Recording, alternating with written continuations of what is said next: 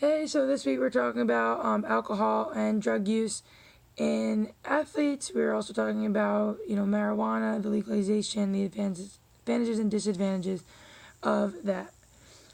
As far as alcohol use, I used a really good article for my personal reflection and application this week. It was from the NSCA, or the National Strength and Conditioning Association, and it talked about the effects of consuming alcohol before physical activity as well as after physical activity. In terms of before physical activity, it talked about how alcohol is a depressant of the central nervous system, so it affects your coordination, your decision making, your balance, all those things that you essentially need to participate in sports. So I believe that consuming alcohol before participating in sports just increases your chances of, injuring yourself or even others. You can't make proper decisions. As a coach and a former athlete, I really don't understand why any athlete would consume alcohol before participating in sports. That's just beyond me, but that just doesn't make sense to me, but that's all good. And as far as it talked about consuming alcohol after exercise or after physical activity, it really talked about how it affects the recovery process. It talked about how there's drinking alcohol after exercise, if you are recovering from an injury, prolongs that process. There's not enough recovery in general, before the next training session or competition. And alcohol causes you to be dehydrated. Doesn't allow you to take in the nutrients your body really needs. It also even talked about things such as, affecting your sleep. Saying most, especially, college athletes going out on a Saturday night, staying up late, drinking, and they're losing out on sleep. And even though, when they drink a lot of alcohol, it might be causing them to feel sleepy or tired, they're actually not fully getting into your recovery cycles of sleep, is what this article by NSCA was talking about. And as far as marijuana use, I talked about a lot in my discussion posts about how I did not believe it was a gateway drug, nor did I think alcohol was. I think that is from, personal experiences. I just don't believe it. I mean, knowing people who, go home and have a glass of wine or go home and have a beer after work, or you recreationally and regularly use marijuana or cannabis, I just don't see it as a gateway drug. As I talked about in my personal reflection, I really think using the term gateway drug, with my generation growing up in taking health classes, I really think it was a scare tactic.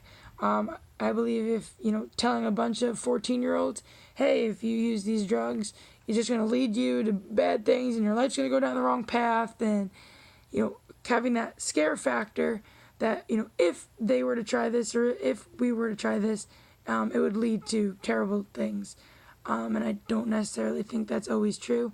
I think there's big factors when you think about, someone's genetics or their life situation or their family history.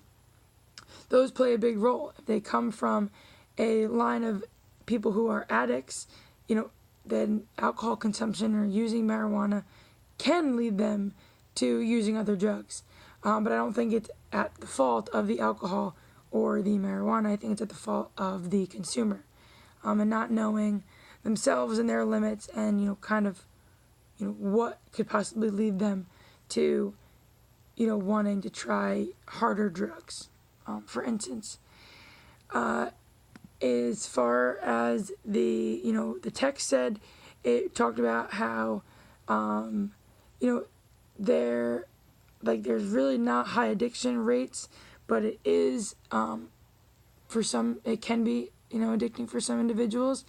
I have seen that in some people, it becomes more of a dependence, rather than an addiction. In people with anxiety, sometimes the use of marijuana kind of, takes the edge off if they have some social anxieties. And that could be something that they become dependent on to function in social situations.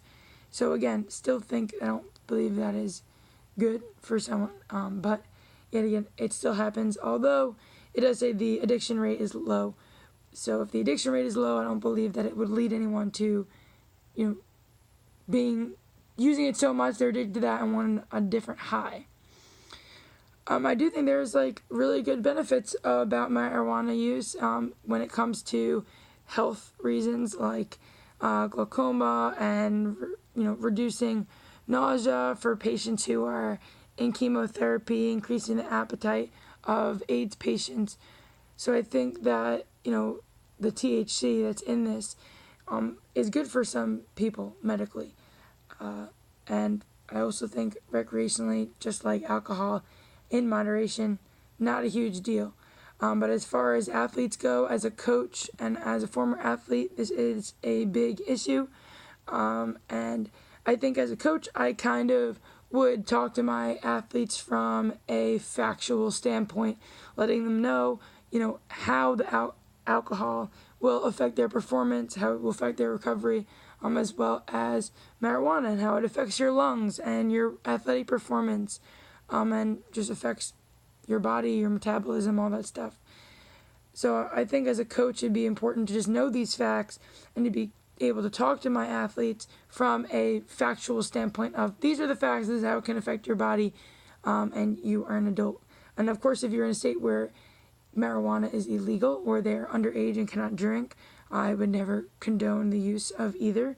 But if I am coaching children or kids, or people, who are of age to drink, or I'm in a state where they're of age and marijuana use is legal, I would just inform them to make smart decisions, of course, pending the school's policy as well as the sport governing body's policy as well.